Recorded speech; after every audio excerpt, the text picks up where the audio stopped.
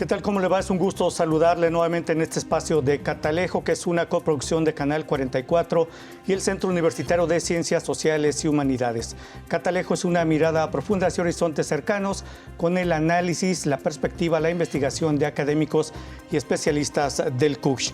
En esta emisión haremos un programa especial, hablaremos de quienes ya no están con nosotros, quienes por algunas circunstancias de la vida normal dejaron de existir, dejaron este mundo, pero dejaron un legado invaluable y sobre todo recuerdos imborrables en la comunidad universitaria del CUCH. Para hablar de este tema y en este primer bloque hemos invitado a la doctora María Eugenia Pérez Santana. Ella es profesora investigadora del Departamento de Derecho Público del CUCH.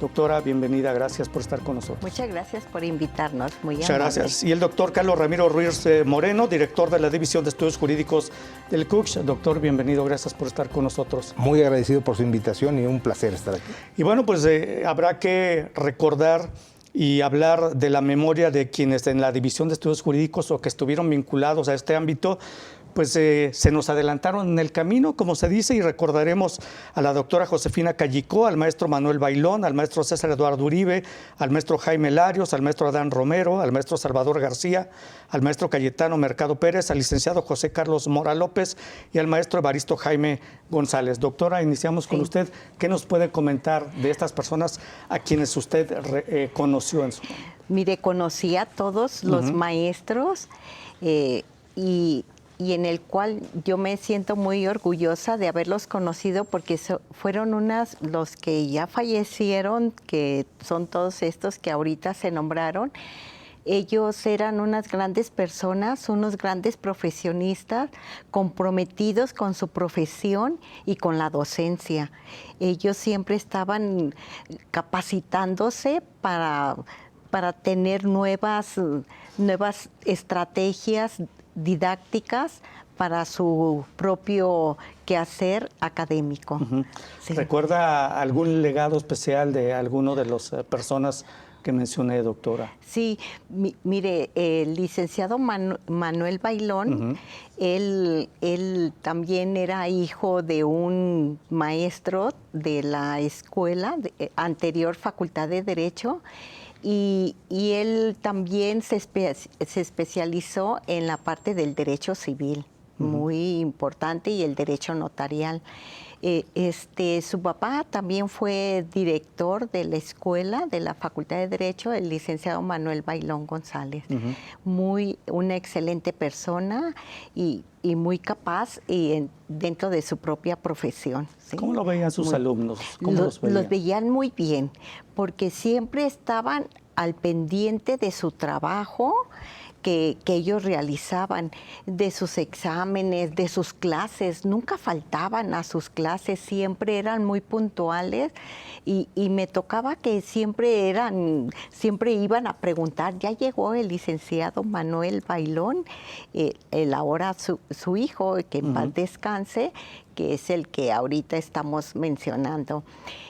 También del licenciado Adán, que él era especialista también en el derecho laboral y en el derecho administrativo, pero también era muy humano porque él se encargaba de hacer recolectas para poder entregar a las personas que lo necesitaban, entre ropa, alimentos, medicinas, ¿sí?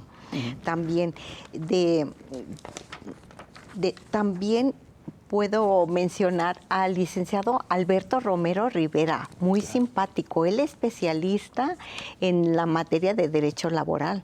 Él impartía esta materia, la materia de epistemología y metodología jurídica, sistemas jurídicos contemporáneos y así sucesivamente. Él también nunca faltaba, siempre estaba en su clase, a la hora de su clase y bromeaba con los compañeros y con los alumnos en la parte laboral, ¿sí? Y luego tenemos aquí al maestro José de Jesús Morales, él muy entusiasta, porque él empezó a escribir algunas obras que ahorita no recuerdo el nombre de las obras que él escribió, pero muy, muy, muy comprometido también con la docencia y con la parte de su profesión. ¿Sí? Tenemos, fíjese, también quiero comentarle del maestro César Uribe Vera. Él era especialista en derecho bancario, en fideicomisos. Y entonces, pues todos queríamos que él nos apoyara y los alumnos siempre estaban ahí con el maestro buscando la forma de cómo elaborar y construir un fideicomiso. Y también en la parte notarial, él también impartía esa materia.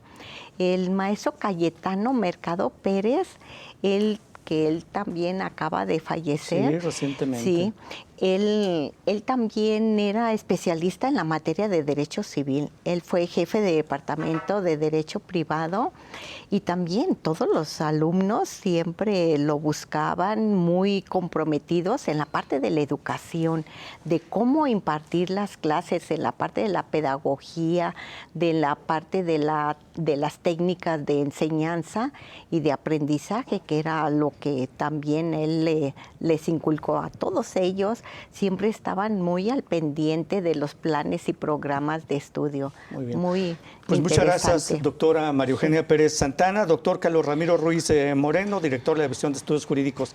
¿Qué recuerda de estos personajes? Pues seguramente muy queridos dentro de la comunidad universitaria de Coachella. Efectivamente, una empatía extraordinaria para todos ellos. Créanme que tenemos una gran pena en la División de Estudios Jurídicos. Primero, aquellos que se nos adelantaron durante el tiempo de la pandemia fue punto menos que imposible rendirles un homenaje, ofrecer un recuerdo, hablar en voz alta de ellos. Creo que en ocasiones incluso los servicios funerarios les fueron negados, pues precisamente para evitar contagios. Pero yo quisiera decir del maestro Manuel Bailón Cabrera, hijo de un exdirector, como dijo la doctora María Eugenia, sus dos hermanos, el maestro Lorenzo Bailón Cabrera y su hermano José de Jesús Bailón, también Cabrera. Los tres fueron notarios y fueron impulsores extraordinarios del derecho notarial en el occidente de la República. El licenciado Manuel, el licenciado Lorenzo, en lo particular, fueron presidentes del Colegio de Notarios. Y desde allí, en apoyo de los trabajos de la División de Estudios Jurídicos, particularmente de la maestría en Derecho, nos ayudaron a echar a andar la Academia de Derecho Notarial de Jalisco. Una academia que ahora pervive dentro del Colegio de Notarios y academia con la cual continuamente celebramos convenios con la Universidad de Guadalajara para poder llevar a nivel maestría la profesionalización del notariado en Jalisco. Otro punto muy importante, en el caso del maestro Cayetano, fue un preocupado impulsor del desarrollo del campo del derecho privado, tanto del civil y familiar como del mercantil, especialista por supuesto en estos temas. Y fue incansable, diríamos hasta sus últimos alientos. Él tuvo un proyecto personal para el desarrollo de la profesionalización de la carrera de abogado. Tenemos también en el caso del maestro Salvador García Rodríguez a uno de los primeros autores de un texto de derecho mercantil especializado sobre títulos y operaciones de crédito. El maestro Salvador, de feliz memoria ahora, fue presidente del Supremo Tribunal de Justicia. Y algo muy interesante, tenía la doble profesión, igual que la maestra María Eugenia Pérez Santana, de maestro normalista y abogado. Y ejercía una y otra función profesional al mismo tiempo. Él era ya magistrado del Supremo Tribunal y al mismo tiempo era director de una escuela primaria junto al Templo de San José, si mal no recuerdo. El caso es que nunca dejó la docencia. La aplicación de técnicas de pedagogía y didáctica muy bien llevada con sus alumnos le permitió al paso del tiempo publicar con Porrúa ese tratado de títulos y operaciones de crédito. Extraordinario profesor, extraordinario orador. Pues todos eran extraordinarios oradores y se hicieron realmente en la palestra de la docencia. Respecto de dos economistas que trabajaron con nosotros, y aquí me parece extraordinario el tema. ¿Por qué? Porque la Facultad de Derecho del siglo XX permitió nacer la carrera de Economía, con el nombre en esa época, la dependencia de Facultad de Derecho y Economía. Y tanto la doctora Josefina Callicó López como el doctor Evaristo Jaime González Robles, economistas los dos, tomaron la decisión en su momento, en lugar de congregarse dentro del CUSEA al momento de su formación en el año 94, decidieron seguir trabajando con nosotros dentro del Centro Universitario de Ciencias Sociales y Humanidades y nos permitieron desde la perspectiva de Derecho seguir dando con perspectiva económica la clase de Derecho Económico. Y puedo decir, afirmar sin temor a equivocarme, que se alcanzaron niveles muy altos y mientras ellos seguían su proyecto de investigación particular de la matriz insumo-producto, profesionalizábamos metodologías cuantitativas dentro de la difusión particular del derecho económico en la carrera de Derecho. Así es que, pues, perdón, a todos los recordamos con mucho cariño, nos duele mucho su partida, pero pues es ley de vida.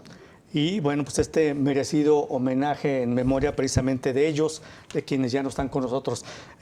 Doctora María Eugenia Pérez Santana, pues muchas gracias por haber estado con nosotros, le agradezco. Muchas gracias, muy bonito recuerdo y felicidades por haber hecho este programa que nosotros los abogados, los de la División de Estudios Jurídicos, nos vamos a sentir muy contentos por este homenaje que les están haciendo a nuestros compañeros que los queríamos mucho. Muchas gracias. Y doctor Carlos Ramiro Ruiz Moreno, también le agradezco, doctor. Toño, gentilísimo y muy contentos de participar en este programa. Muchas gracias. Bueno, vamos a hacer una pausa breve, regresamos. Esto es Catalejo, programa especial en memoria de quienes ya no están. Volvemos.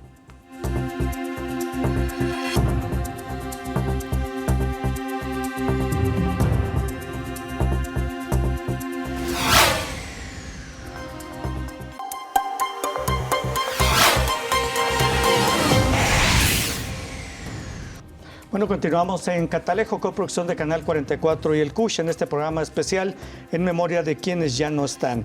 Y en este bloque hemos invitado al doctor Ricardo Fletes Corona, jefe del Departamento de Desarrollo Social del CUCH. Doctor, gracias por estar con nosotros. Al contrario, gracias. Y el doctor Héctor Igor González Aguirre, profesor investigador del Departamento de Estudios sobre Movimientos Sociales del CUCH, el DESMOS del CUCH. Y bueno, ellos hablarán en la memoria del doctor Rogelio Marcial, del doctor Salvador Romero Montalvo, de la doctora Mirna Casares y la doctora Armida González de la Vara. Doctor Igor González, iniciamos con usted. ¿Qué nos puede comentar de ellos? ¿Cuál fue su legado, su obra dentro del CUCH? Mira, puedo platicarte como en dos niveles. Ajá. Una es en el nivel personal. Sí, estas personas fueron amigos, amigas cercanas de tu servidor. Y te puedo platicar también en el plano profesional. Fueron personas todas absolutamente entregadas, comprometidas con su trabajo, que han, digamos que su principal legado es la calidez y la generosidad con la que se brindaron a sus estudiantes. Me parece que es un rasgo importantísimo. Pienso, por ejemplo, en Mirna, a quien todavía hoy extrañamos por la vida de los estudiantes que nos dejó pendientes en el camino, a quien estaba dirigiendo sus trabajos. El doctor Salvador Romero, con quien platicaba prácticamente casi todos los días, teníamos unos debates súper intensos, bien interesantes. Él con sus alumnos, que también con sus alumnas era súper generoso. En fin, personalmente tuve una relación muy cercana con el doctor Marcial, con Rogelio Marcial. Tuve la oportunidad de ser alumno de Rogelio Marcial. Él dirigió mi tesis doctoral, lo conocí hace 2 décadas, hace 20 años. Entonces, puedo dar fe de esta calidez humana, de su generosidad irrestricta para con quienes tratamos de compartir el trabajo que él hizo.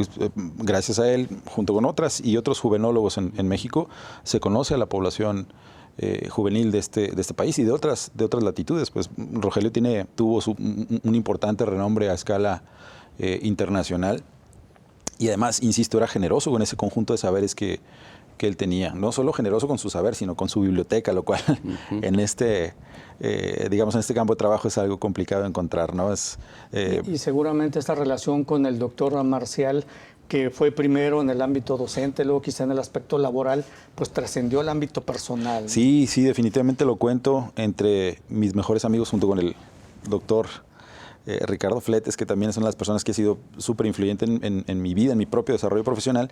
El doctor Marcial, digamos que fue mucho más que un profesor para mí, fue mucho más que un colega, lo considero como uno de mis mejores amigos e insisto, en lo personal para mí su pérdida fue dolorosísima, pues. Y sorpresiva, ¿no? Porque de hecho fue sorpresiva. Sorpresiva, lo vi, me lo encontré en un pasillo aquí en el Cush Belénes, y a los días me enteré, gracias al doctor, que estaba internado, y después ya no pudimos verlo ni abrazarnos. Pues muchas gracias, doctor Héctor Igor González Aguirre. Doctor Ricardo Fletes, ¿qué nos puede comentar de estos personajes del Cush, cuya labor pues ha trascendido al paso del tiempo, ¿no? Y han dejado un legado importante en la comunidad universitaria?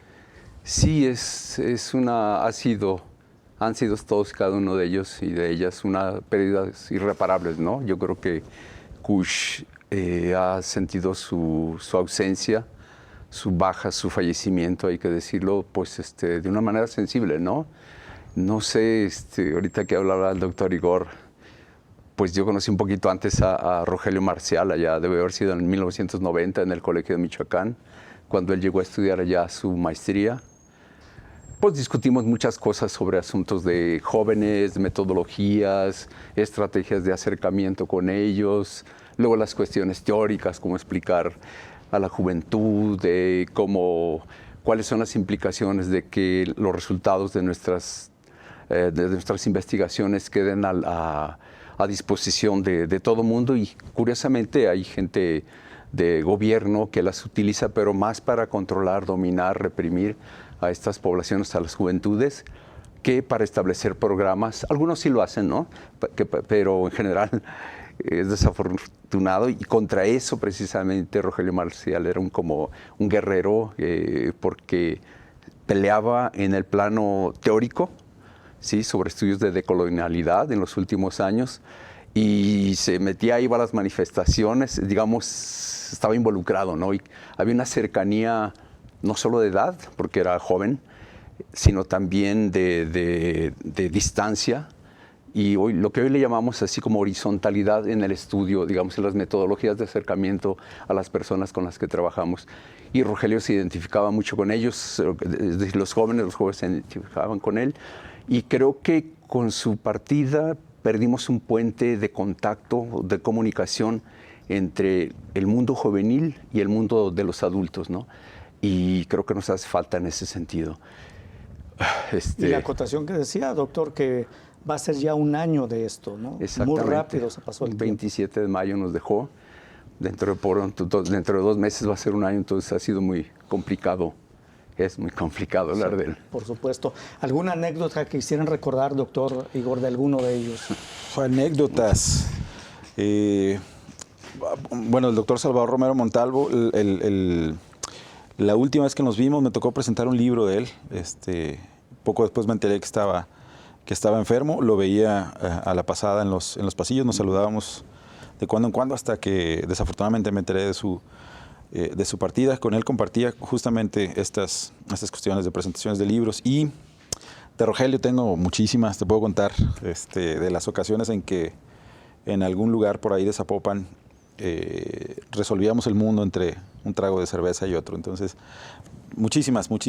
De él aprendí a hacer trabajo de campo, a acercarme con las poblaciones juveniles, y a reconocer en estas la potencialidad que tienen, la potencialidad transformativa que tienen para convertirse en sujetos de su propio devenir. Entonces, quizá una de las anécdotas más importantes es justamente esa, ¿no? Aprender a convivir con el sector juvenil de la población para pues, conocerlos lo mejor posible, ¿no? Sin una mirada adultocéntrica, lo cual para mí es fundamental. Sí. Doctor, ¿alguna anécdota? Híjole, muchas. Es que fueron muchos años. Que usted más recuerde, por supuesto. No, yo creo que algo que puedo decir así de manera como muy... Quizás a él no le gustaría que estuviéramos hablando de él, sino más bien de los otros que se han ido, ¿no? Era más que él llamar la atención, era como que, espérate, mejor no hagamos esta presentación o un homenaje, no era muy afecto, ¿no?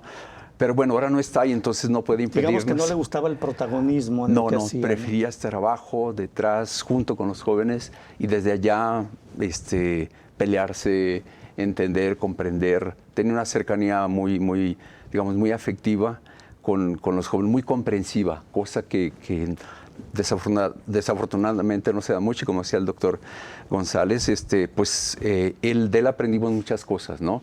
Y recuerdo alguna vez, de hecho, gracias a él hicimos diálogo con algunos jóvenes, también gracias con el doctor Igor, armamos un buen equipo de trabajo, por lo menos un diálogo muy intenso y muy claro, ¿no? Con esa amistad también que teníamos, nos permitía hablarnos de tú tal cual, sobre teorías, sobre acercamiento con jóvenes. Y recuerdo que algún joven nos dijo, porque estábamos preguntándoles, que repitiendo un poco en estos momentos de pandemia precisamente,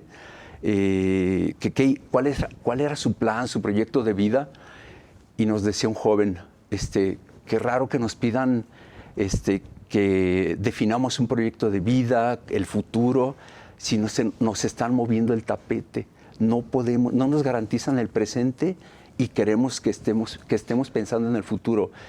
Y ese tipo de lecciones, digamos, de anécdotas, de vivencias, Rogelio Marcial las tomaba y las procuraba, y recuerdo muy bien, tal vez Igor estuvo presente en ese diálogo y nos permitía, y Rogelio era de ese tipo que incentivaba esos acercamientos horizontales. No todos somos así o no todos éramos tan cercanos, tan horizontales, por así llamarlo, pero en realidad eso nos enseñó mucho. Yo creo que eso nos enseñó mucho y le debemos mucho a él. Pues muchas gracias. Les agradezco a los dos que hayan estado con nosotros y recordar precisamente a Rogelio Marcial, Salvador Romero Montalvo, Mirna Casares y la doctora Armida González de la Vara.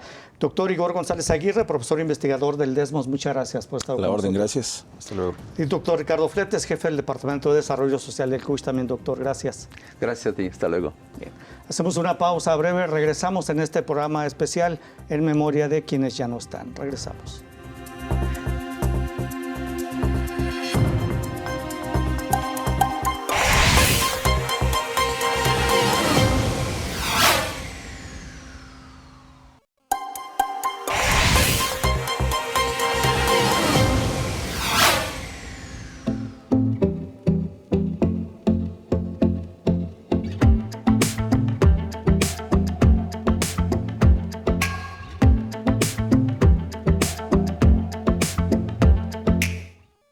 Bueno, continuamos en Catalejo, esta coproducción de Canal 44 y el Centro Universitario de Ciencias Sociales y Humanidades.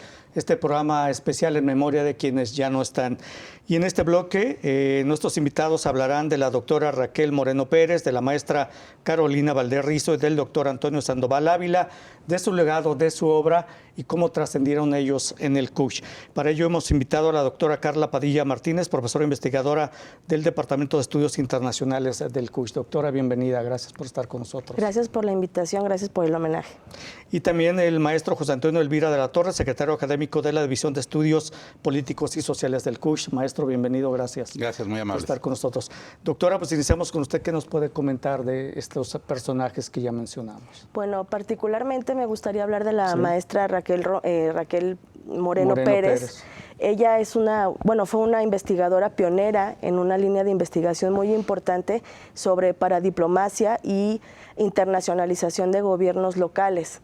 Específicamente se enfocó al estudio del gobierno del estado de Jalisco como un actor internacional, y esto generó en la comunidad del Departamento de Estudios Internacionales un perfil muy importante y muy particular que nos ha diferenciado del resto de las licenciaturas en México. Su legado ha sido muy importante porque además de su aporte académico, fue un factor muy importante de vinculación con el sector público, el sector privado. Siempre su excelencia académica y su experiencia fue bien vista y fue llamada para colaborar en trabajos colegiados en diferentes instancias, tanto de gobierno, fuera de la UDG, dentro de la UDG y en otras instancias académicas.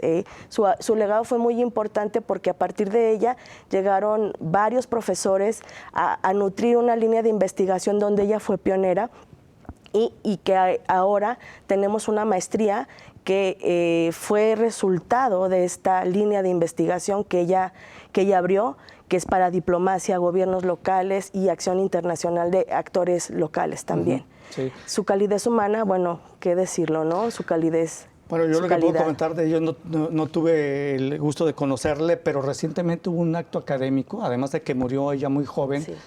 pero ella fue madrina precisamente de quienes se graduó ese día y todos los alumnos, la verdad es que estaban al borde del llanto, si no es que todos estaban llorando precisamente por la falta que les hizo la doctora Raquel Moreno Pérez en ese acto académico, ¿no? Sí, ella educó, estuvo en la formación de al menos una veintena de generaciones de la licenciatura y también fue pionera en formar a los estudiantes del posgrado de la maestría en Relaciones Internacionales de Gobiernos y Actores Locales, y todos coinciden en admirar en la maestra Raquel Moreno su calidad académica, que era excelente. En verdad era una profesora que se preparaba, que además combinaba la excelencia académica con la calidez humana, que uno muchas veces se observa, y eso era algo que realmente todos los estudiantes, ya sea los más activos o los menos activos, señalaban de ella. Entonces, el trabajo en equipo con ella como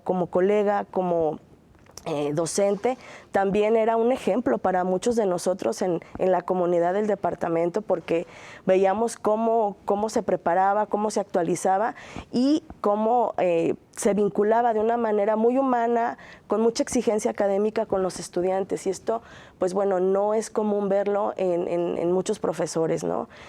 Además, era muy rico escucharla porque en su formación como historiadora y posteriormente como internacionalista de vocación, pues bueno, daba unos pasajes muy importantes de la política exterior de México, ¿no? Muy bien, muchas gracias, doctora. Maestro José Antonio Elvira de la Torre, ¿qué nos comentas de los personajes que ya mencionamos al inicio? Sí, mira, son 3 ejemplos fundamentales de grandes profesores de la División de Estudios Políticos y Sociales de los departamentos que la integran. Los 3 tienen ese rasgo en común. Como bien decía Carla, eran personas muy humanas, en primer lugar. Más allá de sus grandes logros académicos, su formación impecable, siempre estaban dispuestos a mostrar su lado humano con los alumnos, con los demás profesores. En los órganos colegiados de trabajo eran personas moderadas, colaborativas, buscaban la cooperación, influían positivamente siempre en los cuerpos colegiados. Con los alumnos, híjole, hay momentos impresionantes de incluso apoyo más allá de lo estrictamente académico, en temas humanos, en temas de necesidad de salud de algunos alumnos. Eran profesores, los 3 tienen esa nota distintiva, muy humanos, muy cercanos, y ejemplos para todos, para toda la comunidad, no solamente de los estudiantes, sino también para los profesores. Digamos que destacaba de ellos el don de gente que tenía y el trato Sí. con la comunidad universitaria. Sí, tanto la maestra Carolina, la maestra Raquel, el doctor Antonio, eran personas muy cercanas. Normalmente se tiene la impresión de que los académicos, mientras más grados tengan, pues son más inaccesibles, pero pues ellos no, ellos demostraron exactamente todo lo contrario. Se podría charlar en un pasillo, siempre veíamos acompañados de alumnos estos profesores. En el transcurso del departamento al aula siempre iban con 2 o 3 alumnos platicando, personas que eran verdaderos ejemplos de lo que debe ser la profesión de profesor. No solamente transmitir conocimientos, información, sino inspirar a los muchachos a ser mejores, a alcanzar su potencial. ¿Alguna anécdota que pudieran destacar de ellos, doctora, maestro? Doctora. Bueno, pues siempre era un goce, una gozada, digo yo, hablar con la doctora Raquel Moreno, porque bueno, su visión del mundo era muy, muy particular. Ella siempre viajó mucho, ella siempre tuvo contacto con culturas diferentes, y llegar y transmitir eso, y llegar y hablar, por ejemplo, de las delicias culinarias, porque además era una excelente cocinera, donde tuve la oportunidad de estar con ella también en su casa. Ella siempre abría su casa para todos los colegas, para todos los estudiantes con los que trabajaba, y compartí una botella de vino con ella, una copa. Era maravilloso porque nos daba una visión sumamente rica de lo que ella vivía, de lo que sus ojos veían, ¿no? Y el hecho de tener esa calidez siempre, desde tener el detalle, tener la plática respecto a cosas específicas de lo que ella veía y cómo lo vinculaba de manera magistral con el trabajo académico, esa era una parte muy, muy enriquecedora que pocos tenían o pocos tenemos la capacidad de hacer, ¿no? Y básicamente ese gusto por vivir y disfrutar la vida al máximo, vinculando todos sus placeres, eso es lo que yo me quedo de ella. Muy bien. Maestro. Sí, más que anécdota, me referiría un poco a su legado. Por ejemplo, en el caso de la maestra Carolina, tuvo un muy importante papel en áreas de seguridad pública. Ella estudió una maestría en administración pública, pero mucho de su desempeño profesional estuvo vinculado con áreas de seguridad, que es un tema fundamental en estos días. Trabajó mucho tiempo en áreas, por ejemplo, como reclusorios femeniles, trabajó capacitando policías, era una de las profesoras con más larga trayectoria en la Academia de Policía Municipal. Es decir, es una persona que tuvo una utilidad social más allá de las aulas y más allá de nuestro entorno académico. El doctor Sandoval, además, más en el ámbito académico, además el doctor ya tenía una edad más avanzada, pero era una persona que además dedicó su tiempo a tratar de no solamente publicar libros, porque tiene bastante bibliografía que publicó, sino, insisto, a tratar de hacer que este ámbito sea más humano. Por ejemplo, en el trabajo con los profesores era una persona moderada que siempre ponía ideas para cooperar, no para disruptar el trabajo colegiado. Era una persona muy, digamos, entrañable también el doctor Ávila. Pues muchas gracias, les agradezco que hayan estado con nosotros en este programa especial en memoria de quienes ya no están. Doctora Carla Padilla Martínez, profesora e investigadora del Departamento de Estudios Internacionales. Muchas gracias. Muchas gracias por la invitación. Y maestro José Antonio Elvira de la Torre, secretario académico de la División de Estudios Políticos y Sociales. También gracias, maestro. Muchas gracias. Bien. Hacemos una pausa breve, regresamos. Esto es Catalejo en memoria de quienes ya no están. Volvemos.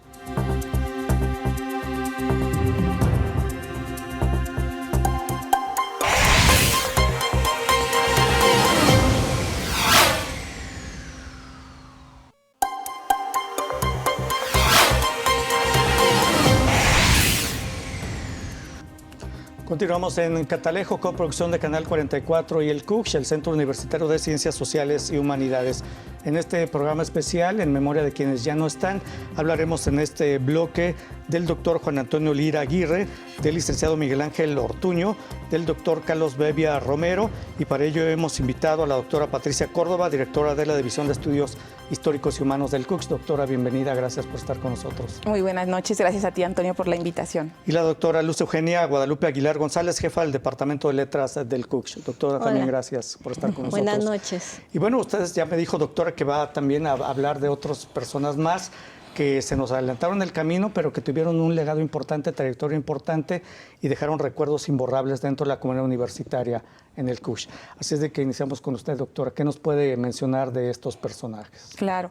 Bueno, primero habría que decir que desde 2019 se vino una racha de pérdidas en el Departamento de Letras, que ahora preside la doctora Luz Eugenia. En el 19 tuvimos la pérdida de Carlos Fernando Bebbia, la pérdida de Magdalena González Casillas y de la poeta y profesora Cueva, ¿no?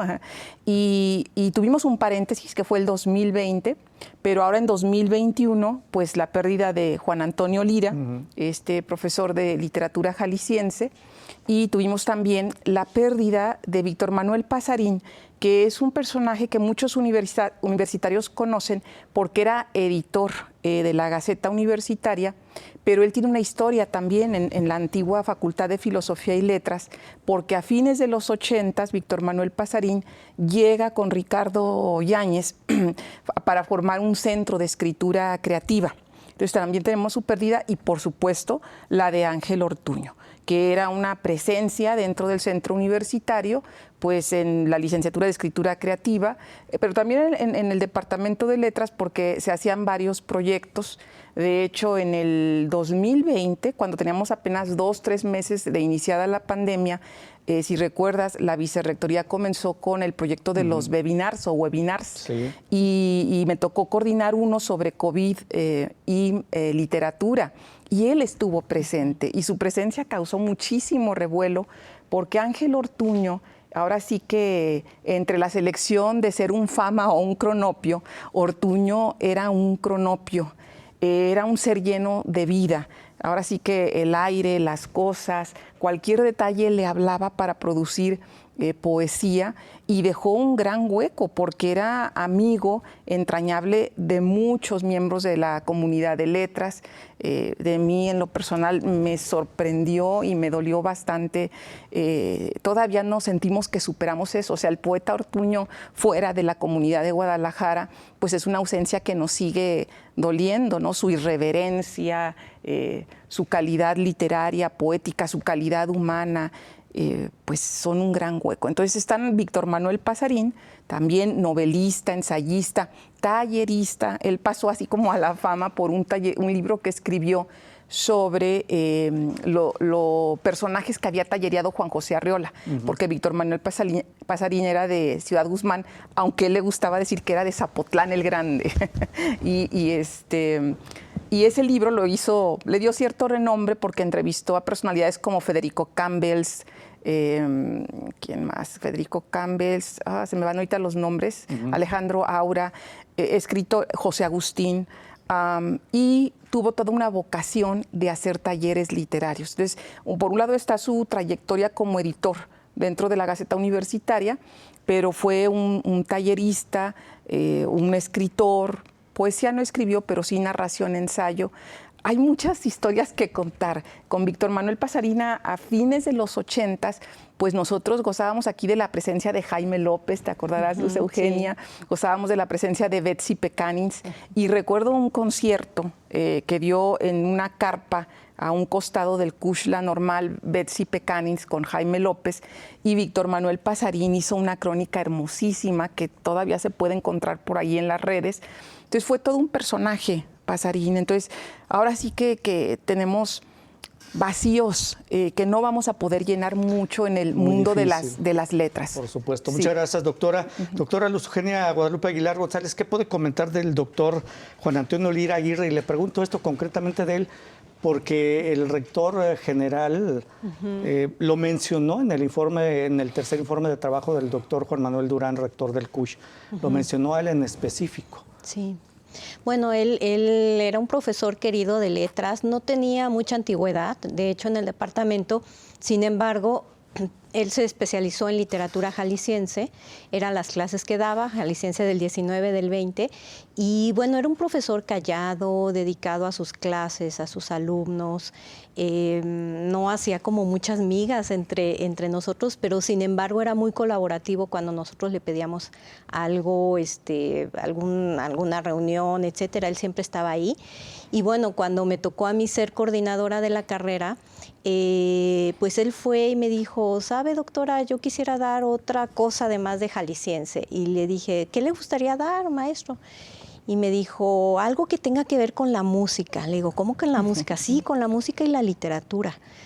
Y le dije, pues, ¿qué me puede decir de eso? Platíqueme un poquito de la música y la literatura. Y entonces se le iluminó la cara, le brillaron los ojos y me empezó a hablar de la relación de Cortázar con la música, con el jazz, bueno, a él le gustaba mucho el rock, entonces hablaba de Gustavo Sáenz, de Parménides García Saldaña, de José Agustín, toda esta generación.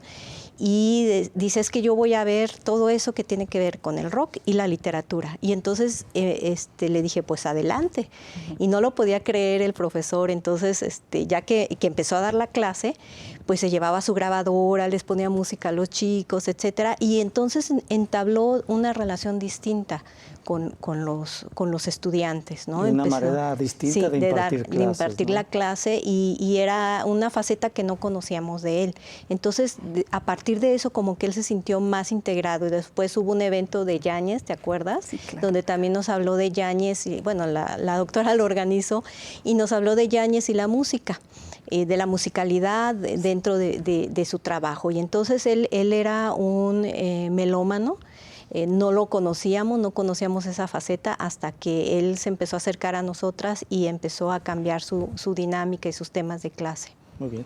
¿Alguna otra anécdota, doctora, que pueda comentar? Sí, bueno, Lira tiene publicado en la editorial de la Universidad de Guadalajara un estudio sobre la música en Al filo del agua.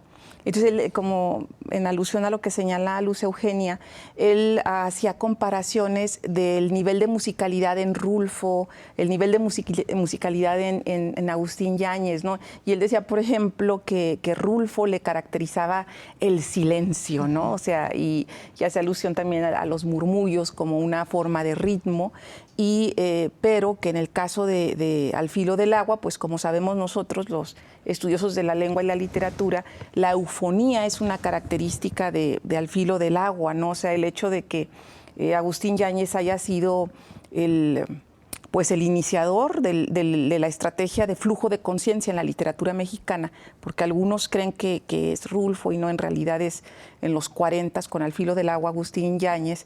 Esa estrategia narrativa de flujo de conciencia, de mezclar el desorden de las palabras, de las sensaciones que se dan en el pensamiento y mezclarlas con el nivel propiamente lógico, racional del lenguaje, conforma una estrategia muy específica que permite construir lo que llamamos la eufonía, que es el juego de los ritmos, ¿no? Además de que también Lira hacía alusión a la característica de este personaje Gabriel en Al filo del agua, que es un personaje que se enamora del sonido de las campanas.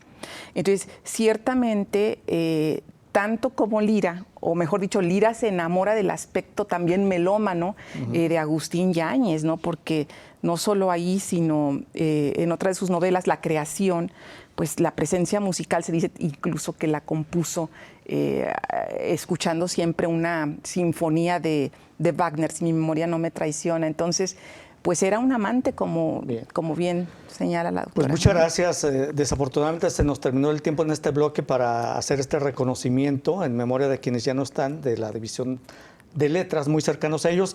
Doctora Patricia Córdoba, directora de la División de Estudios Históricos y Humanos. Muchas gracias, doctora. Un gusto. Y doctora Luz Eugenia Guadalupe Aguilar González, jefa del Departamento de Letras. También muchas gracias. Muchas gracias. Doctora. Al filo del agua, ambientada en Yahualica, por cierto. Exacto. ¿No? Así muy bien. es. Lugar de mujeres enlutadas. Sí. Muy bien, muchas gracias. Vamos a hacer una pausa. Regresamos. Esto es Catalejo, programa especial en memoria de quienes ya no están.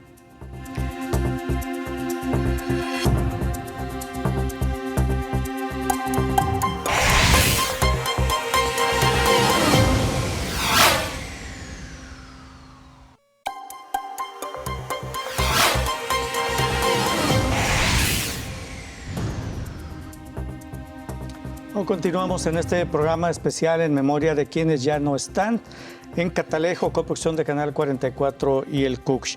En esta parte final de este programa, de esta emisión, recordaremos al doctor Otto Schönduwe Baumbach, y precisamente para hablar de él, de su legado, de su trayectoria, de su historia, que ha dejado no solo en el CUCH, sino también en todos los centros de estudio de la arqueología en el occidente del país.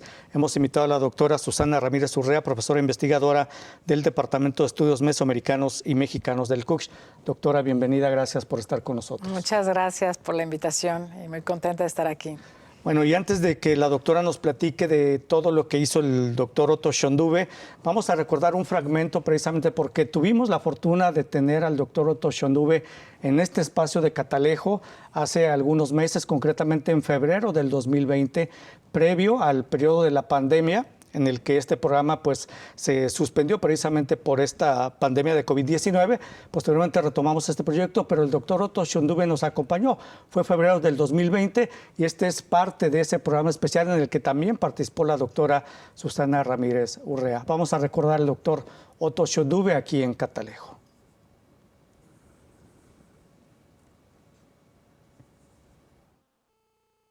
La tumba de Huitzilapa tenía más ofrendas, siendo la tumba de una familia de caciques, que la tumba de Teotihuacán. Entonces, aquí el problema es que no hubo un mando central. Entonces, en el centro de México, pues Teotihuacán fue una urbe que controló y dominó un amplio territorio, entonces tenía mucha mano de obra y mucha gente que dependía de ella. En cambio aquí, cada región estaba controlado por lo que en las fuentes se denomina un cacique, y tenía un control sobre esas áreas. Por eso también, en épocas tardías, la conquista hecha por los españoles, fue muy diferente la conquista que hizo Hernán Cortés en el centro de México de la conquista que hizo Nuño de Guzmán en esta región. Bueno, pues es el doctor Otto Schönduwe precisamente en febrero del 2020. Doctora, compartió usted este espacio con el doctor Schönduwe. ¿Qué nos puede comentar de él meses después de esto que vimos en pantalla? Pues desgraciadamente falleció el doctor Otto Schönduwe. Pues sí, la verdad para mí es muy emocionante estar aquí otra vez porque la última vez que lo vi fue justamente en esa entrevista que nos hicieron. Y ahorita que llegué dije, ay, pues me recordó. Y pues recordar que a pesar de que ya era una persona mayor, tenía una lucidez impresionante, como lo pudimos ver en el video. Y recuerdo que estuvimos haciendo como mucha discusión sobre esta vez que venimos, sobre las actualizaciones del occidente, y fue interesante ver como los puntos de vista de él, y que bueno, yo ya en ciertas cosas como que ya difería, porque como que, y eso es interesante, porque es como cómo se van hilando las generaciones del conocimiento, ¿no? Y bueno, todo el aprendizaje que hemos tenido del doctor, de Otto, lo seguimos extrañando muchísimo, nos hace muchísima falta. Cada vez que estamos trabajando y que no podemos identificar algo, estamos así. Ay, yo digo, no, o sea, ¿cómo me hace? ¿A quién le hablamos? Sí, o sea, necesito así como a Otto que nos cuente, porque era una biblioteca ambulante. Siempre decíamos que cuando nadie sabía ya qué pieza era o qué hacer con esto o cómo abordar cierta problemática, pues nuestra fuente de información con el que siempre íbamos, pues era Otto, ¿no? Además de que siempre fue una persona abierta, siempre humilde, siempre nos compartía sus conocimientos, siempre estaba dispuesto a enseñarnos lo que él sabía, a compartir lo que él sabía, a regañarnos cuando nos tenía que regañar, y decir, no, a ver, a mí me decía doña Susana, ¿no? Me regañaba, no me regañaba, sino me decía así, vamos aquí. Entonces, pues nos hace mucha falta. Sí. Y un hombre muy generoso, porque recuerdo que cuando lo invitamos en aquella ocasión, él de inmediato dijo, sí, claro, para hablar de la arqueología en el occidente del país. Sí. Entonces, generoso para pues dar los conocimientos a toda la comunidad. ¿Cuál considera que es el principal legado? Yo le mencionaba antes de entrar a la entrevista, el Laboratorio de Arqueología del CUSH aquí en Campus Belénes sería uno de los principales legados o uno de los mayores legados, porque supongo que hay más, no nada más ese. Sí. Esto es lo visible de ahorita, pero hay muchas cosas más que dejó el doctor Otto Schönduwe. Sí, lo más visible y palpable pues es el laboratorio, y como en la inauguración yo mencionaba que la arqueología en la Universidad de Guadalajara no se puede entender sin Otto Schönduwe. Entonces realmente él fue el precursor de las investigaciones arqueológicas en la Universidad de Guadalajara, con el inicio del proyecto Sayula, que fue un proyecto tripartita que participó el INA, la Universidad de Guadalajara y el Instituto Francés de Investigación. Y pues Otto fue el que se le acercaron, con el que dijo pues sí, y se empezó la investigación arqueológica en la universidad, ¿no? Y Otto, pues el legado es, no se puede entender la investigación arqueológica sin su trabajo. Esa es la verdad. En el occidente, él realmente agrupó la información que se conocía hasta ese entonces, que era como muy dispersa y no tenía como un hilo conductor. Lo que él hizo, él sentó las bases. Sistematizó todos los datos, y él sentó las bases para que a partir de ello pudiéramos empezar a estudiar mejor los procesos de desarrollo social, ¿no? Y el Laboratorio de Arqueología, que lleva su nombre, sí, precisamente por eso está pues albergado todas pues el legado del material arqueológico que se hicieron en las investigaciones del proyecto Sayula, que estuvieron hasta el día de su muerte lideradas por él. O sea, éramos un proyecto, éramos codirectores, y pues él estuvo ahí, ¿no? Y la docencia, que Otto, pues yo fui alumna de Otto, ¿no? Yo soy parte de su legado como estudiante. Fue mi profesor en la universidad y desde siempre, ¿no? Entonces, pues fue mi profesor, fue mi asesor de mis tesis, fue mi colega, fue mi mentor y fue mi amigo, ¿no? Y pues para mí yo también, o sea, tengo pues tanto de lo que le aprendí, ¿no? Y yo tampoco me podría explicar sin la influencia de Otto como profesor, ¿no? Y como persona. Muy bien. Sí. Pues doctora, desgraciadamente se nos terminó el tiempo ya en este bloque y es que sería imposible pues en tan poco tiempo recordar y hablar de el enorme legado que dejó el doctor Otto Schöndube en la arqueología, en la Universidad de Guadalajara, como dice, pero que también en el estudio de la arqueología en la zona occidente del país. Desde que le agradezco, doctora Susana Ramírez Urrea, profesora investigadora del Departamento de Estudios Mesoamericanos y Mexicanos del CUSH, haber estado con nosotros y recordar al maestro Otto Schöndube, al doctor Otto Schöndube. Muchas gracias. Muchas gracias por la invitación. Muy feliz de estar aquí. Muchas gracias. Y bueno, con esto llegamos al final de Catalejo en esta emisión especial en memoria de quienes ya no están. Muchas gracias.